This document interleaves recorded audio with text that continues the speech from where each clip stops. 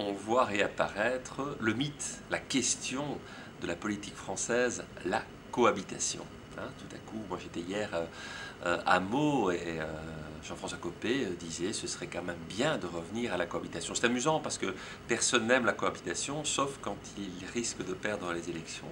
Et donc je ne pense pas que ce serait une très bonne solution pour la France. Et on a fait cette réforme d'ailleurs, c'est pour tenter d'éviter deux quinquennats, c'est tenter d'éviter des cohabitations. Je crois que c'est très mauvais en Europe, où on est une espèce de deux chefs d'État, etc.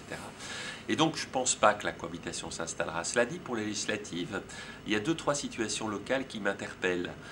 Ce qui m'interpelle en fait, quand on regarde la situation, c'est que peut-être la gauche, le Parti socialiste aurait pu être plus chevaleresque après tout.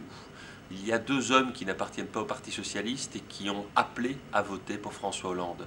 C'est pas mal parce qu'il y en avait un à l'extrême gauche et il y en avait un au centre. Jean-Luc Mélenchon et François Bayrou. Tous les deux espèrent devenir députés.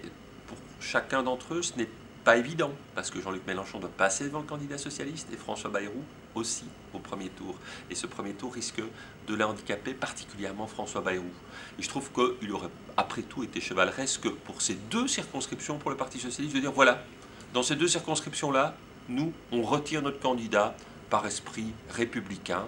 Après tout, ils n'avaient rien demandé en échange, mais ce n'est pas une raison pour ne rien leur donner.